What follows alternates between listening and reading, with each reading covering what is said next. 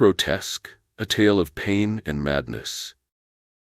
The night was young when Ria and Kabir, a young couple in their late 20s, left a quiet cafe in Delhi. They had been dating for a few years, their relationship filled with laughter and adventure. That night, however, adventure would take a sinister turn. As they walked toward their car in the dimly lit parking lot, a figure emerged from the shadows, a man in a long coat and a surgical mask. Before they could react, a sharp pain shot through their necks. A needle. Their vision blurred. Darkness. When Ria woke up, she was in a cold concrete room. The air smelled of metal and decay. A single flickering bulb cast eerie shadows on the damp walls. She tried to move but couldn't. Her wrists and ankles were bound to an old metal chair. Her breath quickened. "Kabir," she whispered. A groan echoed from the corner. Kabir was there, chained to the wall, his shirt torn, blood trickling from a gash on his forehead. His terrified eyes met hers, and then a sound. Tap, tap, tap. Footsteps, slow, purposeful. From the darkness a man emerged, his face obscured by a surgeon's mask, his eyes filled with a terrifying calm. In his gloved hands he held a scalpel. He stood in front of them, studying their trembling faces like a scientist observing his test subjects. "Welcome," he murmured, his voice eerily gentle. "Tonight, we explore the limits of human pain." Ria's blood ran cold. The man reached for a tray covered in surgical instruments. Blades, pliers, needles, tools meant to tear, not heal. And then, without another word, he took the scalpel and leaned toward Kabir's trembling body. Slice. A scream tore through the air. The banning of Grotesque, 2009. A film too brutal for censorship. When Grotesque was released in 2009, it quickly became one of the most controversial horror films ever made. Unlike traditional horror that balances fear with storytelling, Grotesque was a relentless display of torture and human suffering. The film follows a sadistic doctor who kidnaps a young couple and subjects them to unimaginable pain.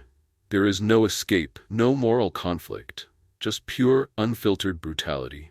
This extreme level of violence led to immediate bans in multiple countries. The British Board of Film Classification, BBFC, refused to classify it, effectively banning it from legal distribution in the UK. Their reasoning was clear. The film had little to no artistic value and existed solely to depict unremitting sadistic cruelty. Unlike Saw or Hostel, which had a structured plot or moral dilemmas, Grotesque was accused of being torture for the sake of torture. In India, where censorship laws are strict regarding extreme violence, Grotesque was outright banned. Indian film certification authorities often allow horror films with supernatural elements, but are much stricter when it comes to realistic, graphic torture and sadism. The film's excessive gore, mutilation, and psychological torment made it unfit for release in theaters or on home media. Similar reactions followed in Germany and Australia, where the film was either banned outright or released with heavy cuts.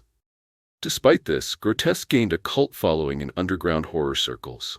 Some fans defended it as an extreme exploration of human pain, while others dismissed it as mindless torture porn.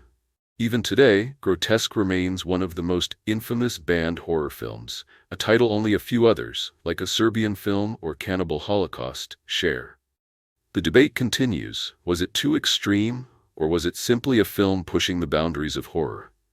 Kabir's screams rang through the damp, cold room, his voice cracking under the sheer agony. The masked man, Dr. Verma, moved with surgical precision, his scalpel tracing a thin, deliberate line down Kabir's arm. Blood oozed out, pooling on the floor beneath him. Ria struggled against her restraints, tears mixing with sweat, her mind racing for a way out. But as she stared into the cruel, unblinking eyes behind the mask, something stirred deep within her, a memory. 12 years ago. The village of Ramnagar sat on the edge of a dense forest, a place where silence was broken only by whispers of wind through the trees. Ria was just 15, a restless teenager living with her widowed mother. Her mother had always warned her, stay away from the old hospital at the edge of the woods.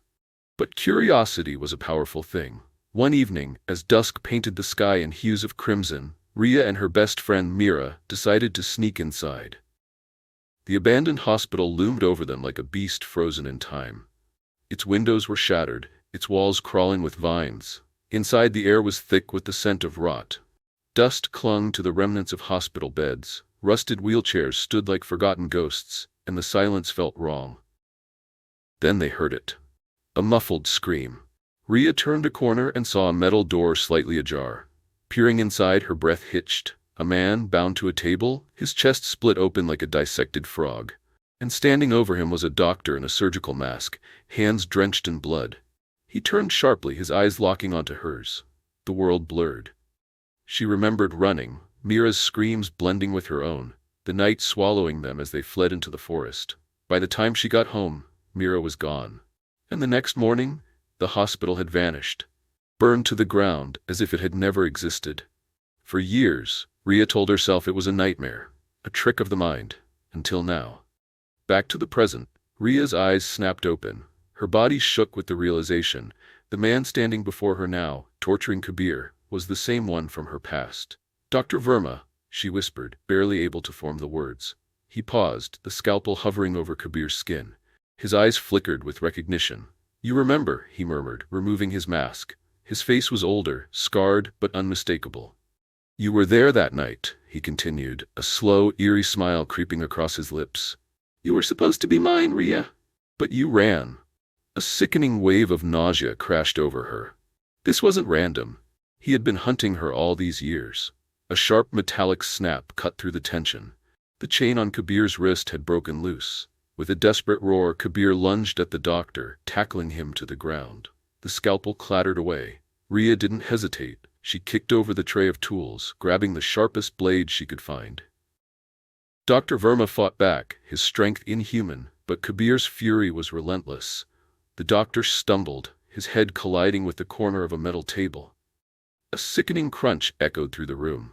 Rhea pounced, her heart hammering. She pressed the scalpel against his throat. For the first time, fear flickered in his eyes. "Finish it," Kabir gasped. Rhea's hands trembled. The memories, the years of nightmares, the pain he had inflicted, it all boiled inside her like fire.